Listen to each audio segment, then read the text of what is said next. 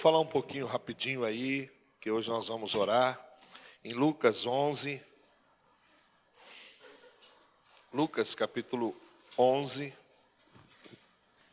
estamos falando de oração esses dias, né, de sexta-feira, e é importante a gente falar desse assunto, porque nós precisamos de fato aprender o que é orar, né, e existem muitas coisas que nós aprendemos ou temos que muitas vezes não é bíblico, e através de algum ensinamento bíblico, então a gente percebe coisas que nós achávamos ser bíblico e que depois do ensinamento correto, deixamos de praticar aquelas coisas e nos voltamos àquilo que é correto, àquilo que é bíblico, né? Isso é importante, que a gente saiba orar, que a gente use, né, desse conhecimento acerca da oração, para que possamos orar e assim usarmos a ferramenta correta e certa, que é essa oração poderosa que nós temos. A oração poderosa,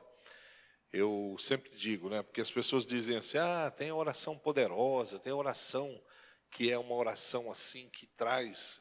A oração poderosa é aquela que é, toda ela é criada, ela é formada pelo Espírito Santo em nós. Essa é a oração poderosa. Que Paulo disse que nós não sabemos como devemos orar, mas o Espírito Santo, ele ora em nós. Então, a oração poderosa, para mim, é a oração movida pelo Espírito Santo. Essa é a oração poderosa. Não é aquela que o cara chega e faz aquele discurso, grande, poderoso Deus. Antigamente tinha isso, né? O pastor Joel está aí. Antigamente se orava assim, poderoso, augusto Deus, né? Mudava até a voz, né, para orar, né? E isso passava uma espiritualidade. Então, aquele que ouvia a oração na rádio, então, né? Então todo mundo falava, esse tem poder, a oração dele tem poder. A oração poderosa é aquela que é construída pelo Espírito Santo em nossos corações.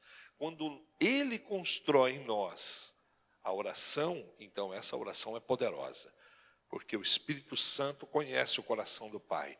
Ele prescruta o coração do Pai, ele sabe de fato como chegar lá de uma forma bem mais descomplicada do que nós muitas vezes complicamos as coisas, né? Mas vamos lá, vamos no texto de hoje. Hoje eu quero falar sobre a bondade de Deus, né? E é bom sabermos que quando nós oramos, nós temos um Deus que é bom. E é essa bondade de Deus que está sempre à disposição de nós, quando nós dobramos os nossos joelhos.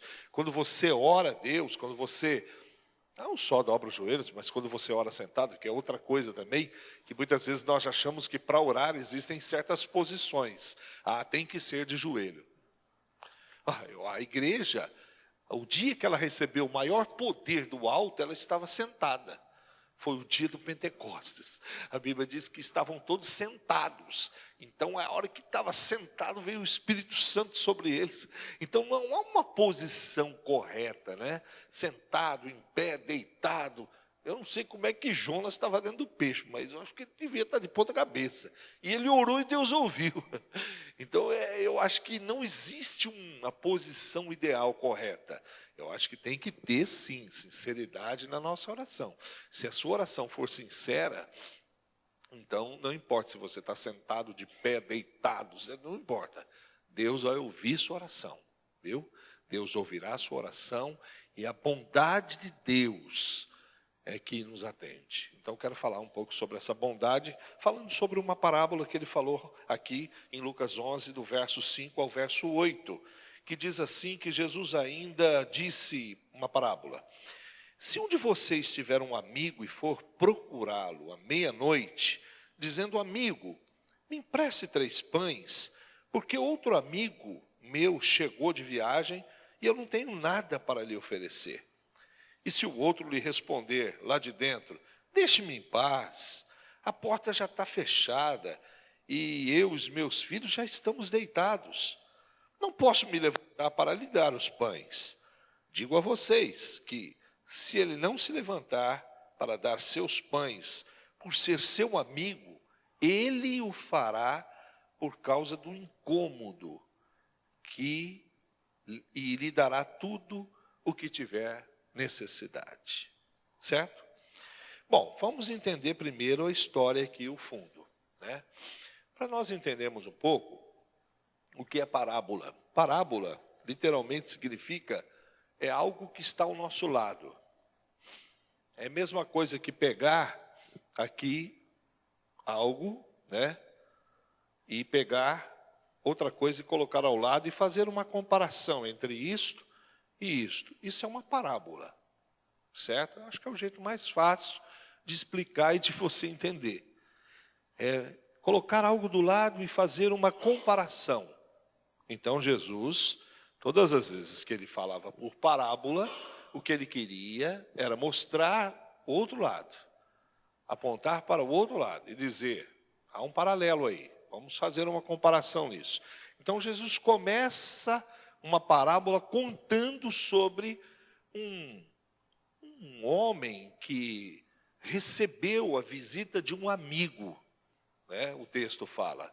E é interessante porque ele foi pego de uma maneira desprovida, o texto fala, porque esse amigo chegou à casa dele de viagem à noite e ele não tinha pão para oferecer para esse amigo. Então o que ele fez? Ele pegou e saiu para procurar pão na casa de um outro amigo, né? Falou, olha, fala o seguinte, eu vou dar um jeito e eu vou correr atrás de pães aí para poder fornecer para você uma refeição. A gente precisa entender o contexto judaico aí para nós entendermos, tá? Porque senão você não vai entender. Primeiramente, era costume, não sempre, mas eles viajavam muito à noite, devido ao calor que se fazia muito naquelas terras, devido aos perigos de assaltantes. Então, muitos, eles davam, assim, preferência para viajar no período noturno. Muitos deles faziam isso. Eles escolhiam a noite para viajar. E outra coisa que você precisa entender aqui, né, porque ele chegou à noite, então você fala, por que esse amigo chegou à noite? Né? Outra coisa também interessante é com relação à hospitalidade. Para o judeu, a hospitalidade era sagrado. Você tem que entender isso. Era sagrado, né? Então, se alguém chegasse na sua casa, para o judeu era assim, ele teria que receber aquela pessoa, suprir a necessidade daquela pessoa, mas não só suprir a necessidade, mas de uma forma abundante. Isso era uma coisa sagrada. Ele tinha que ser abundante na provisão dele, naquilo que ele iria oferecer para aquela pessoa, para o hóspede que chegasse.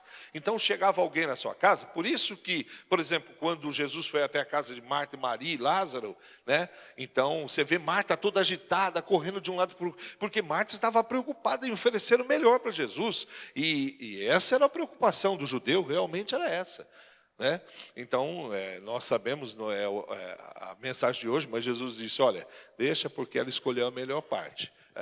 Mas, para entender, Marta não estava totalmente errada, ela estava fazendo aquilo que todo judeu fazia, que era receber bem um hóspede, um convidado, uma pessoa que chegou na casa. Eu acho que é diferente um pouco de nós, mas ninguém chega na sua casa e você, né, fecha o armário, fecha a geladeira, passa o trinco na geladeira, esconde tudo, vai escondendo, esconde aí, não deixa ele ver nada, né? Acho que ninguém faz isso. Acho que quando chega alguém na sua casa, você vai lá, e isso, hospitalidade é algo que o cristão deve ter. Você sabia disso?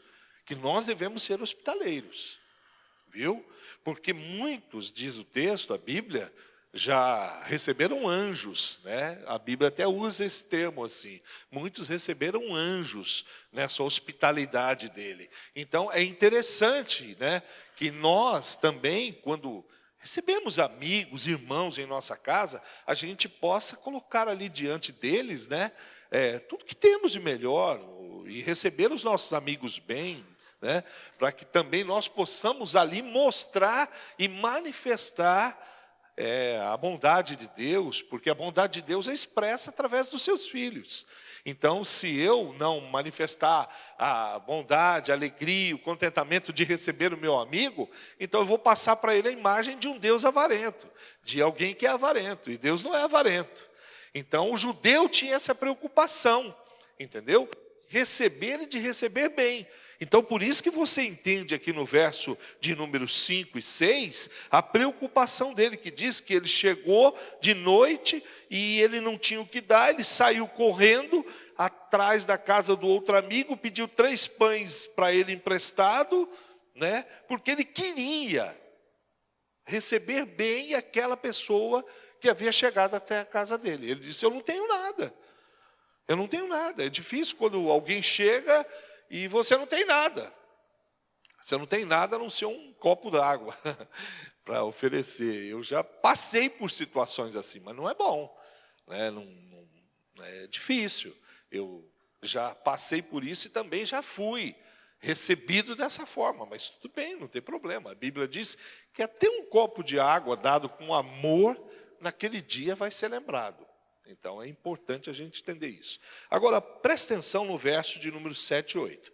E diz assim, e ele diz, eu não tenho nada para lhe oferecer. Aí o outro lhe responde, lá de dentro, lá de dentro.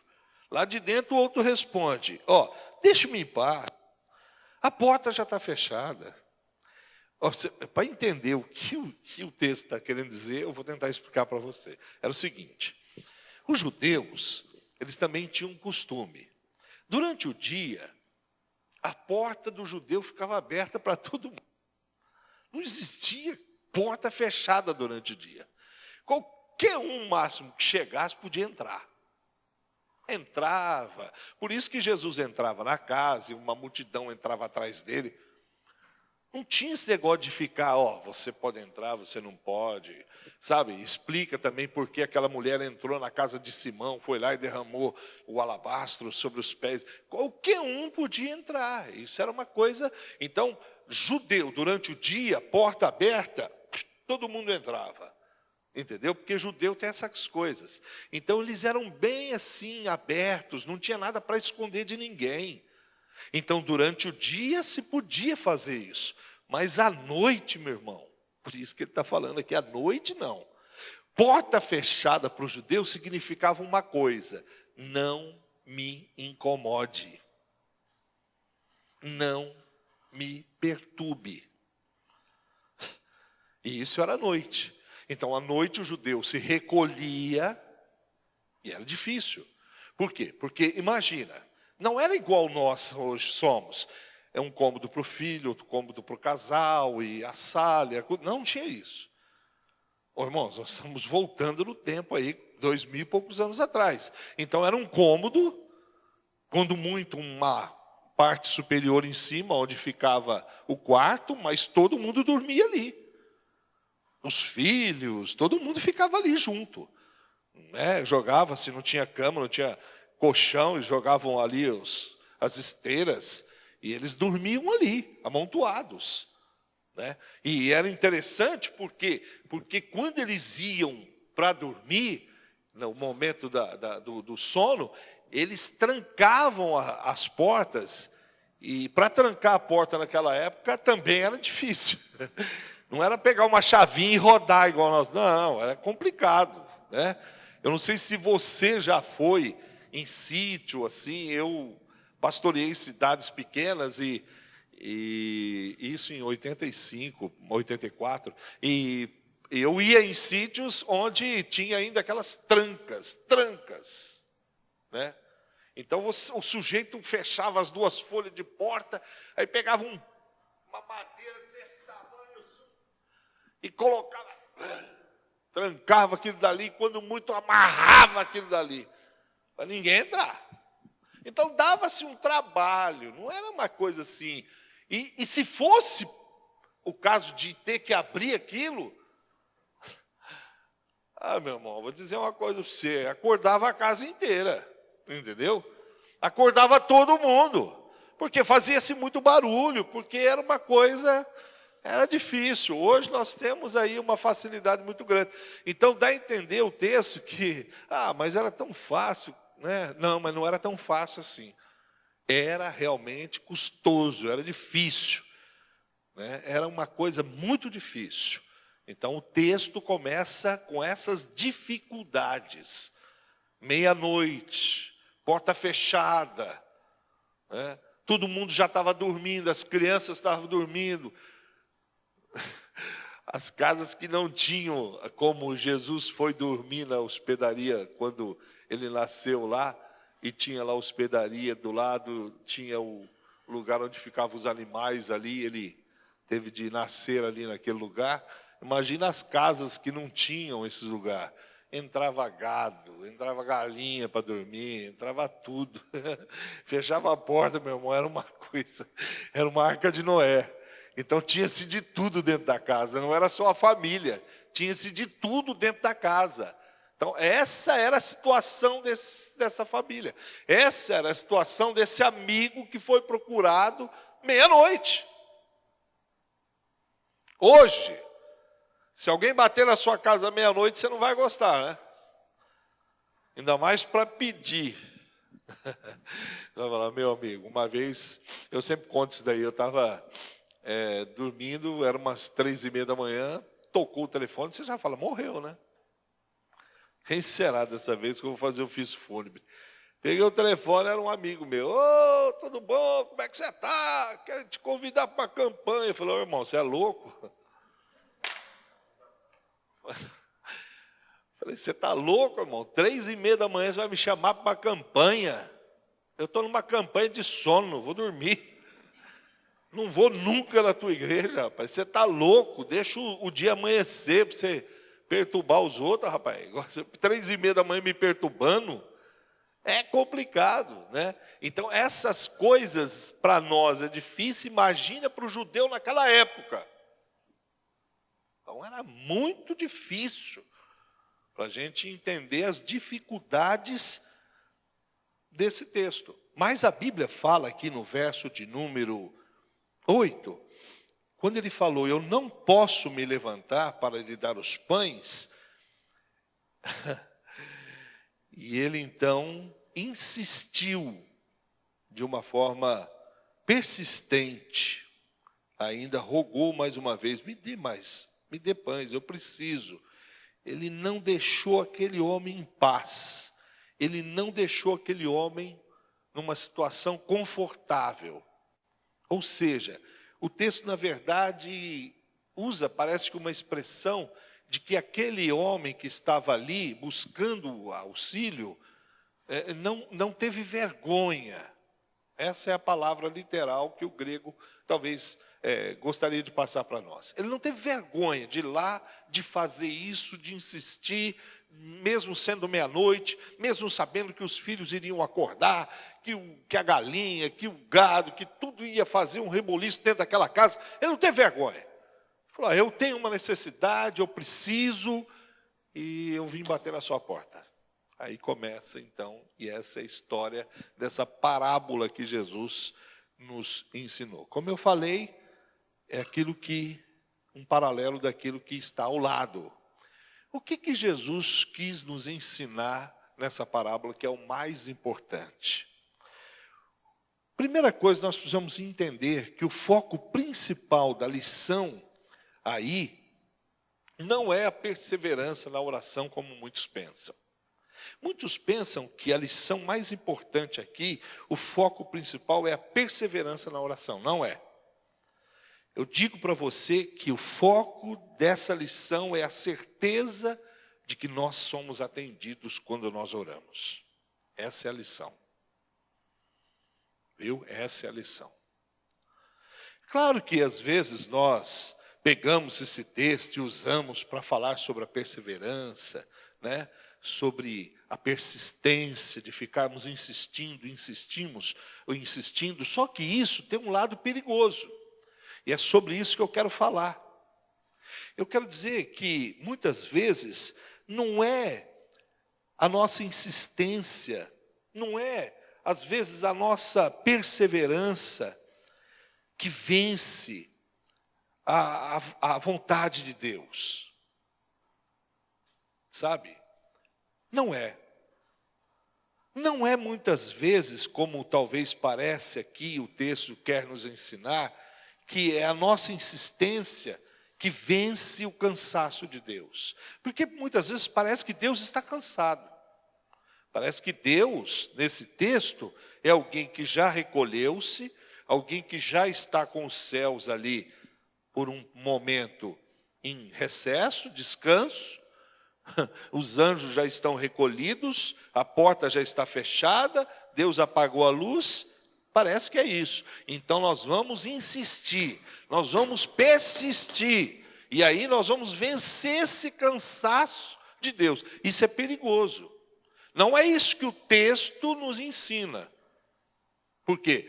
Mesmo que você se esforce, mesmo que você tente, mesmo que você persista, jamais a vontade humana vai conseguir mudar a vontade de Deus. Jamais. Eu preciso entender isso, você precisa entender isso. Não é a vontade humana que muda a vontade de Deus, não é a persistência humana que muda a vontade de Deus, não é a perseverança do homem que muda a vontade de Deus. A gente precisa entender isso. A oração não é para você mudar.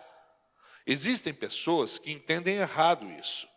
Por exemplo, eles até pegam textos. Hoje, por exemplo, eu estava olhando aquilo que eles pegam, Moisés, por exemplo. Quando Deus disse, eu vou destruir esse povo. E aí Moisés entra no meio, e Moisés começa a interceder, e Moisés começa então a dizer, não, o Senhor não vai destruir isso não, o Senhor não vai destruir o teu povo não, se o Senhor destruir esse povo, me risca do teu livro. E aí todo mundo fala, nossa, Moisés, né? Então dá a impressão que Moisés, ele pela oração conseguiu, né? Conseguiu vencer a vontade de Deus. Pela oração, pela persistência, pela perseverança, ele conseguiu vencer a vontade de Deus. Isso não é verdade. Isso não é verdade. Eu não consigo mudar a vontade de Deus, nós não conseguimos. Por mais que você insista, por mais que você possa perseverar, persistir, bater, como ele vai dizer logo em seguida, aquele que bate, as portas se abrem. Não é isso. Não é a minha perseverança que muda a vontade de Deus. A vontade de Deus, você precisa entender, ela é imutável. Ninguém muda a vontade de Deus. Nada muda a vontade de Deus. Nós precisamos entender isso, irmãos. Por que a Bíblia fala que Deus, ele é como uma rocha? Por que você acha que Tiago diz que nele não há sombra nem variações? Nós é que somos como uma sombra, como uma variação. Nós é que somos comparados como aquela água, né, que é levada pelo o mar, vai, leva as ondas. Não, Deus não. O que Deus decretou está decretado. O que Deus decidiu está decidido. Ninguém muda os planos de Deus. Ninguém muda os propósitos de Deus. Se fosse assim, irmão, se fosse assim, Deus não seria Deus. Deus não seria soberano. Deus não estaria hoje assentado num alto e sublime trono. Ele é soberano, ele opera conforme ele quer. Os Salmos diz que ele faz tudo conforme lhe apraz. Eu gosto disso. Tudo conforme lhe apraz. É isso daí. E às vezes nós achamos que nós conseguimos mudar as coisas. Nós achamos que nós conseguimos alterar os caminhos de Deus. Achamos que conseguimos vencer ali pela nossa insistência a vontade de Deus. Quem disse isso? Tire isso da sua cabeça o mais rápido possível. Na verdade, a oração, ela serve para mudar você. A oração não muda Deus, ela muda você. Ela muda o seu pensamento. Ela muda a sua vontade. Ela muda, na verdade, os seus desejos. aquilo que você vai colocar diante de Deus nas suas orações. E isso sim a oração faz. É isso que a oração faz. Ela muda você, meu irmão. Oração não muda Deus, ela muda o homem.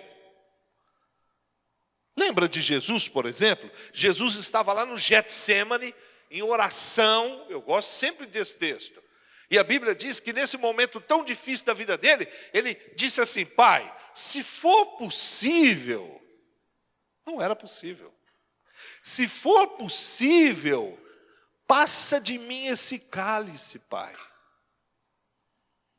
Mas oração não é para mudar. Oração não muda o cálice. Ele diz: porventura não faça a minha, mas a tua vontade. Então oração é para que eu me submeta.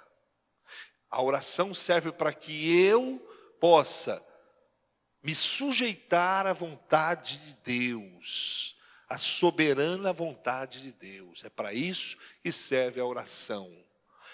Veja o texto, porque quando nós estamos estudando a Bíblia, você tem que estudar todo o contexto. O contexto começa no verso 1, que diz que Jesus estava ali, os discípulos chegaram pedindo: mestre, ensina-nos a orar. Aí Jesus começa a dizer: olha, quando vocês forem orar, diga: Pai que está nos céus, tal, seja feita a tua vontade, assim na terra como nos céus. Oração é para isso. Oração é para que a vontade de Deus seja feita, não a minha vontade, não o meu querer. Então, a lição é essa: não é o que eu quero, não é o que eu desejo, mas é o que Deus deseja, é o que Deus quer. E eu devo orar para que isso aconteça. Eu devo dobrar os meus joelhos e pedir: Senhor, eu quero que a tua vontade se realize na minha vida. Eu quero que o teu querer se realize na minha vida. E isso eu tenho que persistir, eu tenho que perseverar, por que é importante a perseverança na oração? Porque ela me ensina a refletir mais sobre os meus anseios. Ela me ensina a refletir sobre os desejos do meu coração.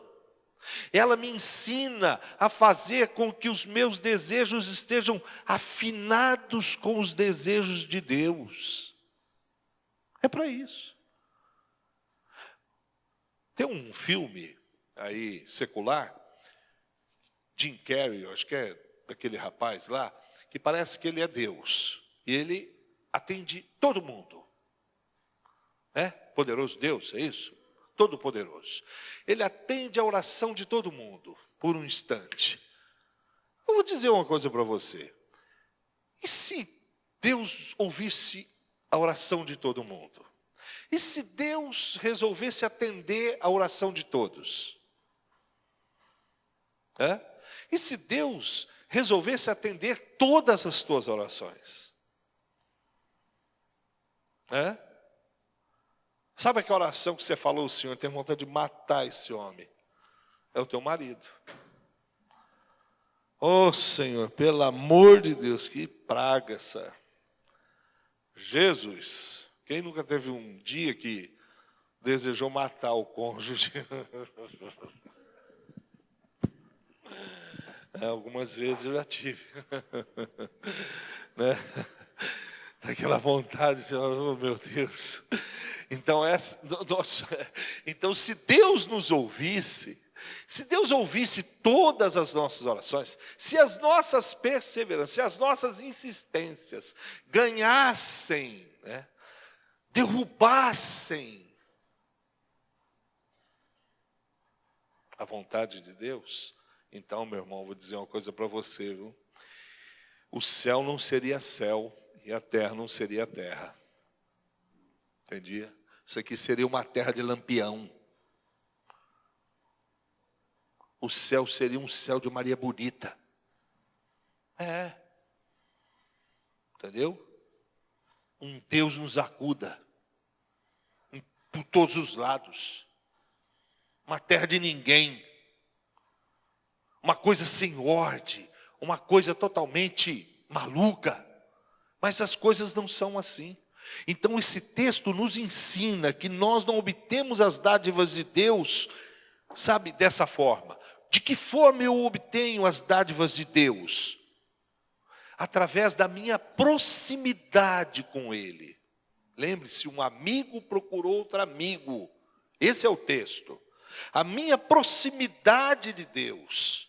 Então eu devo desenvolver essa proximidade, ter essa aproximação dEle, me aproximar dEle, desse que, ao invés daquele do texto, que não queria ser incomodado, quer ser solicitado, quer ser buscado. Esse é o desejo de Deus, porque a Bíblia diz que o Senhor se agrada da oração dos seus. A Bíblia diz que Deus tem prazer na oração dos seus servos, dos seus filhos. Então, diferente do texto que diz que aquele homem dormia, a Bíblia diz que o nosso Deus, que esse Deus, que essa parábola aqui quer nos mostrar, que esse lado, o outro lado daquilo que é a verdade, diz que Deus não dorme, que Ele está todo o tempo à nossa disposição. Não há um horário para Deus, é meia-noite, vou fechar o céu, quem orou até agora, tudo bem, quem não orou. E tem uns malucos aí da internet, uns malucos aí da vida, que eu já vi um monte, que diz que tem que orar de madrugada porque a fila é menor. Meu Deus! Quando eu escuto isso, eu falo, meu pai, que é isso? Se não é o maluco de um lado, é o maluco do outro. Gente que fala, não, orar de madrugada é melhor porque a fila é menor. Então você fala mais rápido, chega mais rápido. Isso é uma coisa que não tem nem o que falar, irmãos. Isso é uma besteira, uma idiotice muito grande. E não existe horário para você orar. Não existe relógio no céu. Deus não é comandado pela tirania desse relógio aqui, que é o Cronos. Não, Deus não está preso a esse tempo, a esse horário. Qualquer hora é hora de chegar diante de Deus. Qualquer momento você pode dobrar ali o joelho, levantar sua mão, sua voz, em qualquer lugar onde você estiver, e Ele vai ouvir por causa da bondade dEle. Por causa da bondade dEle. Se esse daqui do texto não queria, porque ele era impaciente, ele era irritado, ele não queria que os filhos dele acordassem, ele não queria ter todo aquele trabalho, não. Deus quer, porque Ele diz que quer ser incomodado. Há um texto em Isaías que eu gosto muito, que diz sobre aqueles que Deus chama eles. Chama para que eles subam nos muros de Jerusalém e cobrem a Deus pelas suas promessas. São os cobradores de promessa. Você já leu isso aí na Bíblia? Tem isso aí. Existe um povo que Deus fala, eu gosto deles. É um povo que sobe nos muros e que mostra ali, Senhor, faz como está escrito no teu livro. O Senhor prometeu no teu livro. E Deus diz, eu gosto disso. Eu gosto disso. Eu gosto. Deus gosta de ser solicitado. Deus gosta de ser procurado. Como o Vini falou aqui no início, que nós falamos aqui semana passada, agora é tempo de orar. Aquele homem na parábola que ele leu, aprendeu a orar tarde demais. Agora é hora de você orar, de você clamar todo o tempo, em todo momento, em qualquer lugar. Esses dias uma pessoa chegou em mim e disse, pastor, eu não sei se eu estou errado, se eu estou certo, mas eu vou falar um negócio para o senhor. Esse negócio de fechar no quarto, eu falo a verdade para o senhor, eu prefiro orar enquanto eu estou andando. Falei, é dois. Eu também. Os momentos que eu gosto mais de falar com Deus é quando eu estou andando, caminhando, andando de carro sozinho. Quando eu estou viajando na estrada, então viajo de verdade. Viajo de verdade. Sabe, o quarto teu que Jesus falou não é literal.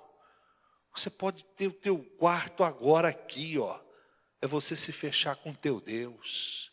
É você se isolar de tudo que está ao teu redor.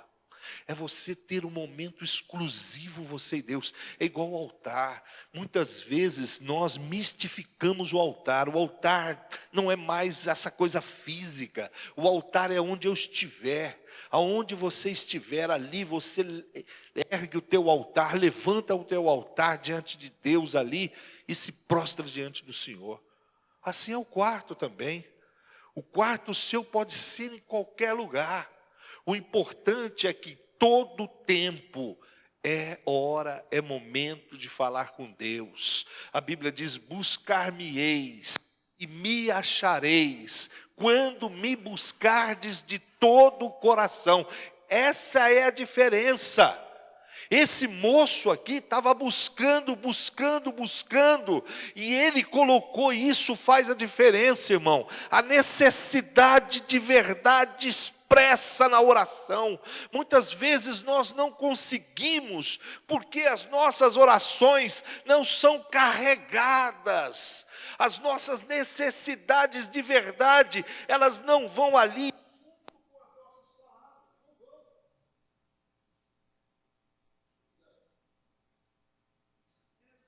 Dificuldade. A dificuldade é que palavras vazias Deus não ouve. Você já leu isso em Jó? Só gritos vazios, disse Jó, Deus não ouvirá, nem atentará para eles o Todo-Poderoso. Ainda que você clame, Deus não vai te ouvir, porque são palavras vazias. Eu vejo pessoas que oram a Deus e que clamam e falam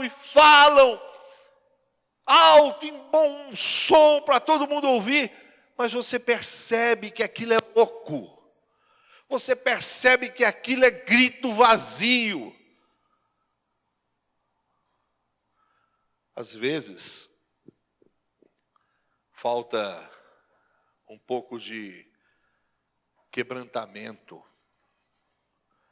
alma, nas nossas orações, nos nossos cultos de oração. Lembra daquilo que Deus disse em Joel? Chorem. Ele usa uma expressão, uivai, de um lobo que uiva, sabe, de um animal que se expressa com aquele barulho. É gemidos. Ana gemia. Se nós não fizermos isso em nossas orações, não adianta perseverarmos e ficarmos aqui a noite toda. Vamos ser vencidos pelo cansaço nosso. E não de Deus, porque Deus não cansa.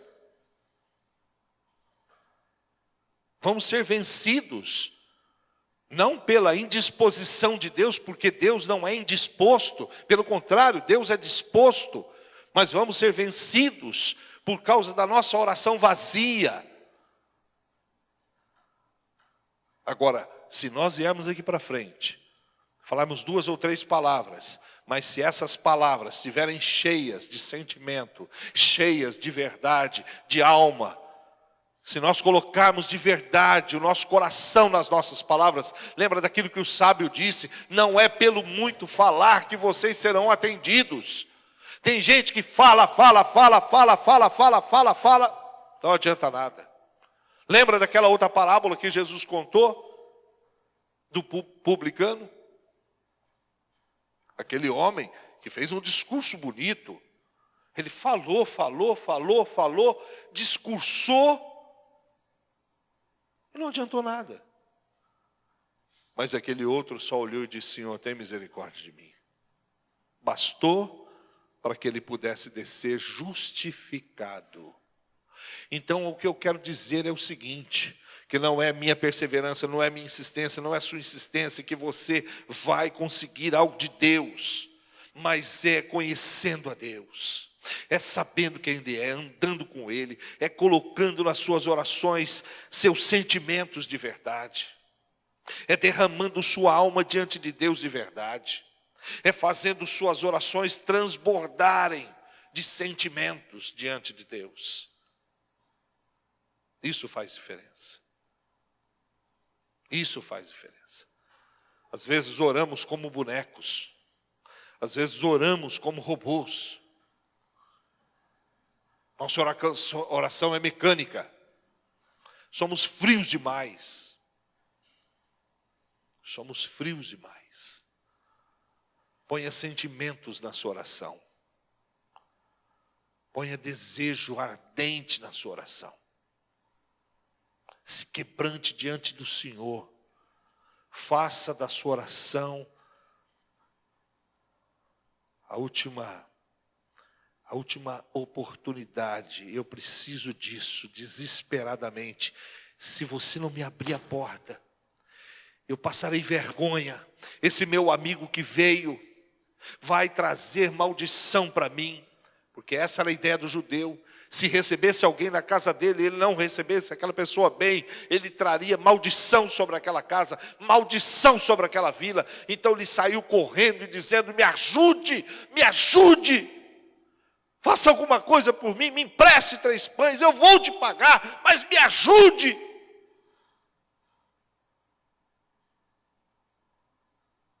Sem vergonha. Ele batia insistentemente: abra a porta para mim, me arrume esses 3 pães, por favor, mesmo sabendo de todo o incômodo, mesmo sabendo de tudo que ele causaria ali, mas ele não teve vergonha nenhuma, porque o que ele não queria era ser marcado como uma pessoa avarenta, fria, como alguém que não recebe bem pessoas.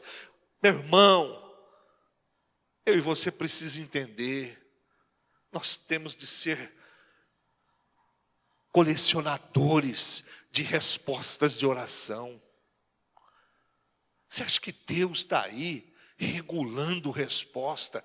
Você acha que Deus está controlando? Você acha que Deus está querendo recusar responder? Não. Deus tem a boa vontade, você tem a boa vontade de Deus do seu lado, mas por favor, o que Deus quer é que você aprenda a orar. O que Deus quer é que você fale para Ele como um filho fala para o pai. Que Ele quer que você de verdade se derrame diante dEle. É que você deixe sua postura, seu orgulho, sua vaidade, e você realmente se quebrante e diz: Senhor, essa é a minha necessidade, esse é o meu desejo, eu preciso disso. Eu preciso disso. Se o Senhor não me ouvir, se o Senhor não abrir a porta, se o Senhor, eu estou perdido. O Senhor é a minha única esperança. O Senhor é a única saída que eu tenho. Não tenho mais. Eu não tenho mais. Deus quer trabalhar isso em você. Eu sempre digo, vou dizer de novo: só não ora os orgulhosos. Só não consegue orar assim os orgulhosos. Deus criou a oração para humilhar o homem. Sabia disso? A oração humilha o homem, porque faz o homem pedir. E o homem não gosta de pedir. O homem não gosta de se humilhar. Mas é para isso que a oração serve. Para você se humilhar diante de Deus. Para você colocar sua cara ali no pó e pedir: Senhor, eu preciso da sua ajuda. Eu não tenho para onde correr. Eu não tenho outra porta para bater. Eu não tenho outro para pedir. Eu só tenho o Senhor. Se o Senhor não me atender, se o Senhor não me abrir a porta, eu não sei o que será de mim, Senhor. Eu não sei o que será da minha vida. Eu não sei o que será da minha família. Eu não sei o que será, Senhor, da minha casa. Eu não sei o que será. Eu não sei o que será. Amém?